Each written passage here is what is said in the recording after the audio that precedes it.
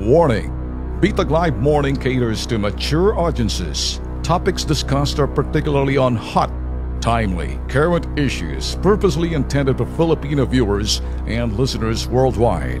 Discussions may contain language that may not be appropriate for some sensitive audiences. If you do not approve of the content listed above, please do not watch our videos. If you wish to continue, we strongly advise that you proceed with caution.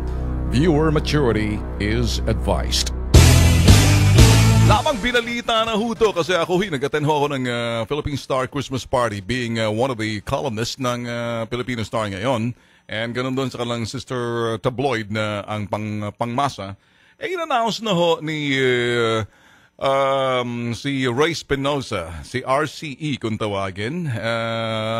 Ito ho'y matapos na mag-attend ho ng Christmas Party. Si MVP, alam niyo naman, kilala niyo ho, no? Si Manny V. Pangilinan, na ito pala ho si Migs Belmonte will be assuming as the head ng ano na ho. Anyway, in-announce na ho to dahil i-announce ko na rin na siya ho'y magiging head ho ng Radyo 5. Ayan.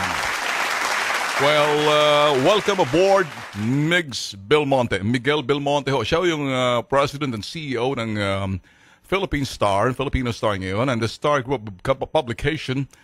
Yan ho'y grupo na rin ho ng MVP. So it was announced on Friday while I was there. I was invited being one of the columnists.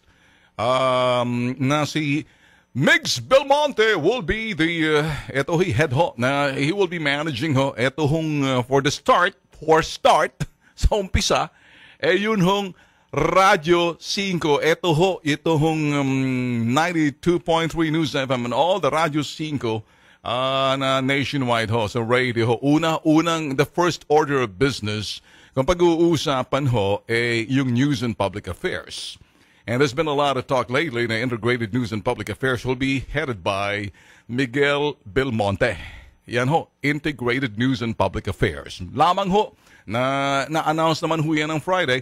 I'd like to be the first one to announce it. Anyway, in-announce na rin ho naman ni RCE yan nung sa Philippine Star Christmas Party sa Sofitel nung Friday. Ina-announce ko lang, inuulit ko lang ho. Welcome aboard Miguel Belmonte, the president and CEO ng Philippine Star.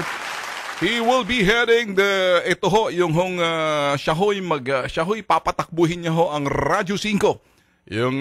Ito ho, yung radio ho ng, ng TV5. So, Radyo 5, and then eventually, looking forward to, pati ho yung sinasabing integrated news and public affairs. Welcome aboard, Migs. Maaga pa lang. By next year, we're expecting that to see him in January, February coming in. So makikita ho natin pagbabago.